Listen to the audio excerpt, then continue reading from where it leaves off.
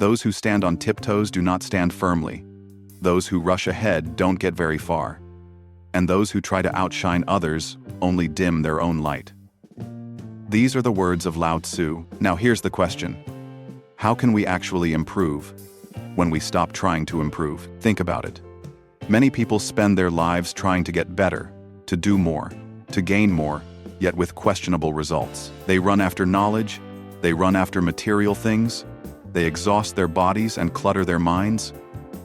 And at the end of it all, what do they get? More often than not, they end up restless, unsatisfied, and unhappy. The Taoists noticed this pattern long ago. They saw how humans often act in ways that are, ironically, counterproductive.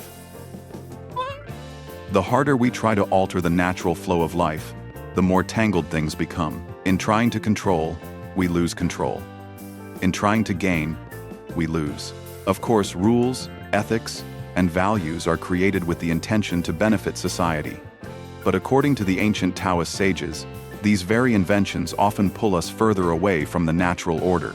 They're like walls that cut us off from the river of life. And when we try to force our way, to swim against the stream, it drains us. We're exhausted. Yet we end up right back where we started. This video is not about changing the world in order to gain it.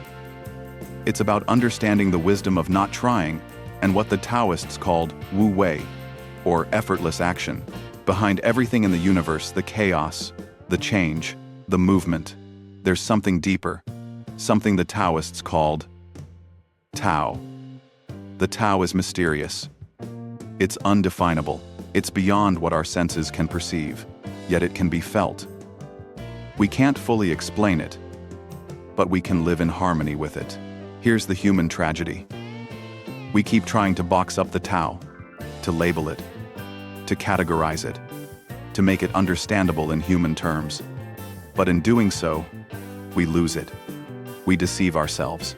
Lao Tzu wrote, 5 colors blind the eye. 5 notes deafen the ear. 5 flavors make the palate go stale. His point is simple. When we try too hard to capture, arrange, and limit reality into neat little categories, we actually dull our perception. We miss the vastness that lies beyond those limits. This is exactly what we do with rules, traditions, and moral systems. We create them to give ourselves a sense of control, but the world is ever-changing. What makes sense today may not work tomorrow, yet we cling to these structures as if they're eternal. The result? We trap ourselves in artificial prisons of our own making. Now let's pause here and think about this one word. Trying. We've all heard the phrase, don't try, just do. And it makes sense, right? Trying implies effort, strain, forcing something. But doing implies flow.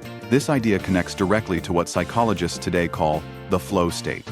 A state where the dancer becomes the dance, the musician becomes the music, the writer becomes the words on the page. In that state, there's no trying. There's only being. And that, in Taoist terms, is Wu Wei. Wu Wei can mean non-doing or effortless action. It doesn't mean we sit on the couch all day and accomplish nothing. It means we move through life without unnecessary struggle, without forcing against the current. Sometimes, it literally does mean doing nothing, because nothing is the wisest action to take. Now, in today's culture, doing nothing sounds like laziness. It sounds unproductive. But Taoism flips that perspective completely. The universe is always in motion. Life is always progressing. Even when you're still, nature keeps unfolding. Your heart beats, the earth spins, the seasons turn. So why should we burn ourselves out trying to speed it up? Think about how often problems solve themselves if you just leave them alone. And think about how often, when we interfere, we make things worse. Yet modern humans can't seem to stop themselves from trying. We act as if forcing our way forward is the only way to live. Why? A big reason is how we attach value to things. We desire wealth, fame, and companionship. And we fear poverty, obscurity, and loneliness. So we push away the things we hate and chase the things we love. But here's the paradox. Those opposites depend on each other. Wealth only makes sense in contrast to poverty. Fame only has meaning when obscurity exists. Gain and loss define each other. Still, we keep forcing. We keep trying to better the world according to our man-made belief systems, even though the results are at best mixed. So let's make this practical. How do Taoist ideas apply to our modern world?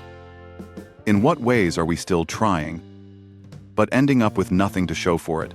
Let's look at 3 areas, with the help of the Tao Te Ching and the Zhuangzi. The first one, trying to improve the world. The philosopher Alan Watts, who was deeply influenced by Taoism, once said that the biggest troublemakers are often the goody-goodies of society, the people who think they can fix the world.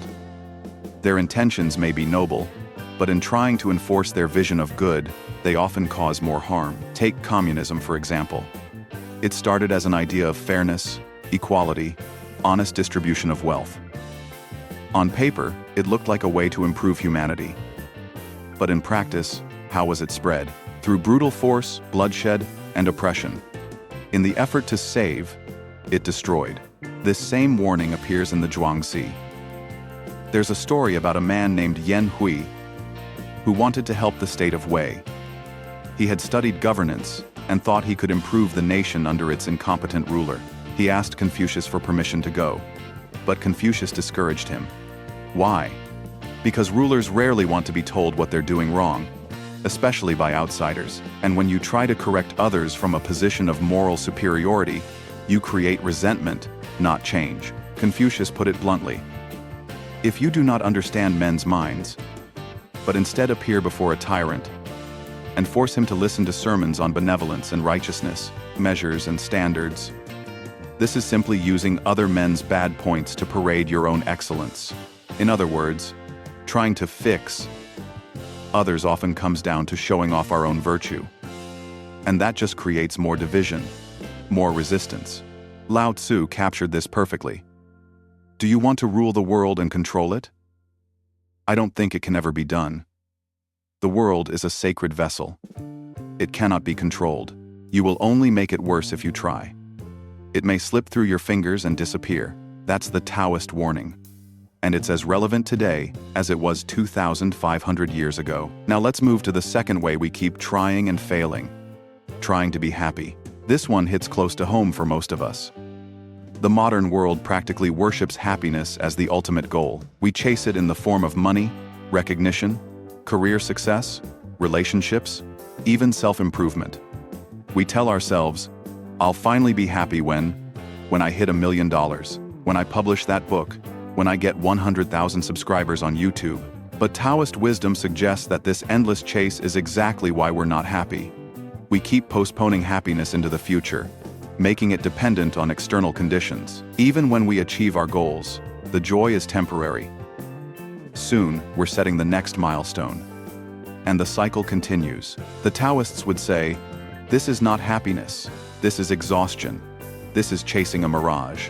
Here's a powerful passage. This is what the world honors.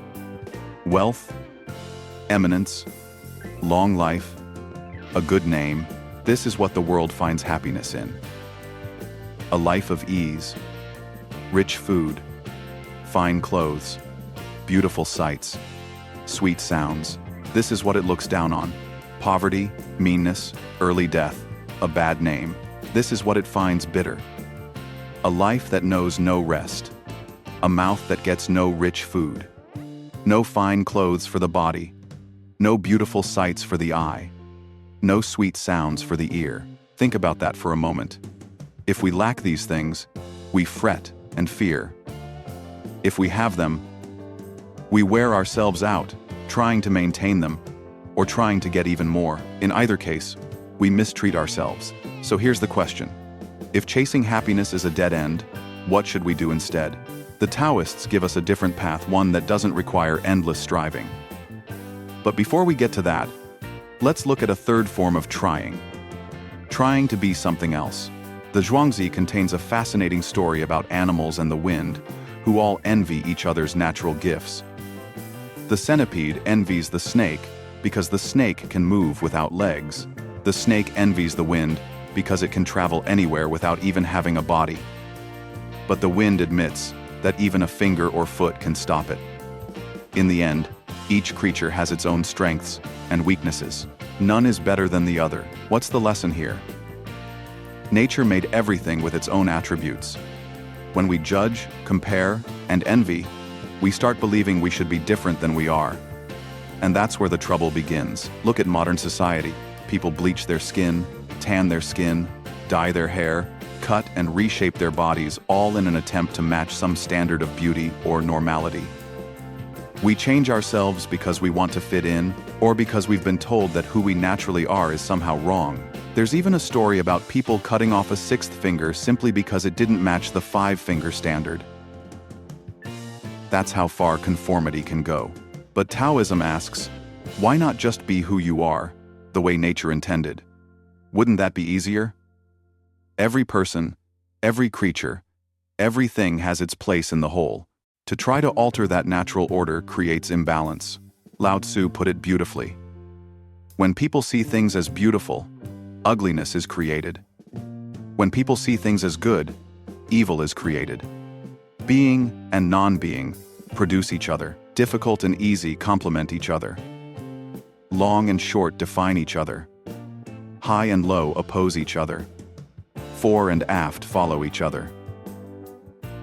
The point is simple. Opposites define each other. When we chase one side and reject the other, we create division. So how do we live differently? How do we apply Taoist wisdom in practice? The Taoists suggest something that might sound too simple at first. Take the middle path. Don't stretch yourself too far. Don't exhaust yourself trying to go beyond your natural limits. Stay centered. In the Zhuangzi, it's written, follow the middle. Go by what is constant, and you can stay in one piece.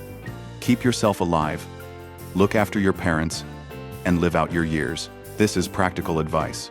When you stretch too far physically, mentally, emotionally, you burn out. But when you remain balanced, you conserve your health, keep close to your nature, and live a fuller life. The Tao is constant, and the one who seeks the Tao doesn't keep adding more and more. Instead, as Lao Tzu said, they unlearn something every day. That's a radical idea, especially in a culture that constantly pressures us to learn more, achieve more, know more. But Taoism flips this. Stop cluttering your mind with beliefs, systems, and judgments. Instead, let go. Give the universe room to show itself as it is, because when we try to change nature, we fight a battle we can't win. And when we bury our natural vision under layers of man-made constructs, we blur our ability to see clearly. The Taoist path is about subtraction, not addition. It's about unlearning. Until we reach inner stillness. And in that stillness, something remarkable happens. We become open to the Tao itself. We feel connected to that mysterious force behind everything. We feel content, and contentment is the true happiness we've been chasing all along. The Taoists even had a phrase for this process: the fasting of the heart. It's the art of emptying out our worries, our judgments, our shoulds and musts. It's the discipline of unlearning. Through this fasting of the heart, the Taoist arrives at non-action Wu Wei. It's the art of not forcing, not trying. And yet, paradoxically, nothing is left undone. Life unfolds as it should. To modern ears, this may sound passive, but in reality, it's the opposite of passivity. It's deep trust in the natural order of things. It's intelligence without overthinking, action without forcing, life without unnecessary struggle. So let's recap. Taoism warns us against three common traps of trying to improve the world by force, trying to be happy by chasing external things, trying to be something other than what we naturally are. Each of these efforts leaves us drained and dissatisfied. But the Taoist way offers another path: letting go, unlearning, and aligning with the flow of life. And when we do, we discover something unexpected. Happiness is not a prize we have to chase. It's the natural state we return to when we stop interfering. Now that we've seen how Taoism warns against forcing, chasing, and trying to be something we're not, let's bring it all together. How do we live this wisdom in our modern lives? Let's start with a question. Have you noticed how much of modern culture revolves around effort? We glorify hustle. We celebrate the grind. We measure worth by productivity. From the moment we wake up, the pressure begins. Optimize your morning routine. Improve your body. Sharpen your mind. Grow your business. Grow your brand. Learn more. Do more. Be more. And yet, despite all this effort, how many people actually feel at peace? The Taoists would smile at this. Because they saw, thousands of years ago, that humans burn themselves out by chasing what's already flowing naturally. It's like standing in a river and pushing against the current with all your strength. You get tired, but the river keeps moving. If only you'd let go, the river would carry you. This doesn't mean we stop living. It doesn't mean we sit in a cave forever, doing nothing. Taoism is not about withdrawing from life, but about living with life. It's about moving with the current instead of against it. Take the concept of Wu Wei again. Non-doing. Effortless action. In practice, this often means allowing things to happen without forcing.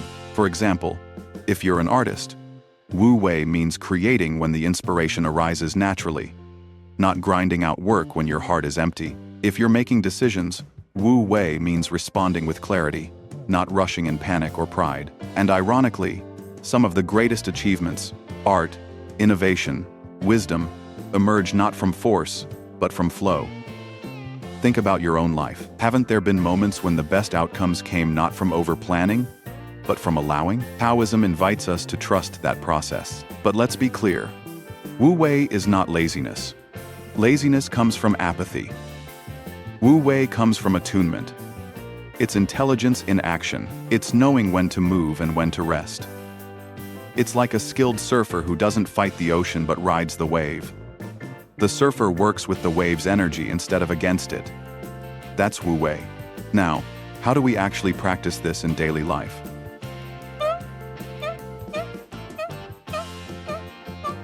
One, take the middle path. Avoid extremes. You don't need to starve yourself, but you also don't need to overindulge. You don't need to work until collapse, but you also don't need to abandon your responsibilities. Balance is key. 2. Unlearn. Instead of constantly adding more knowledge, opinions, and systems, practice subtraction. Ask yourself, what belief am I clinging to that I could let go of? What truth is weighing me down? When you empty your cup, you make space for clarity. 3. Embrace stillness. Silence and emptiness aren't voids, they're fertile grounds for wisdom. When you stop cluttering your mind with noise, you can sense the Tao more clearly. In that stillness, contentment arises naturally. 4.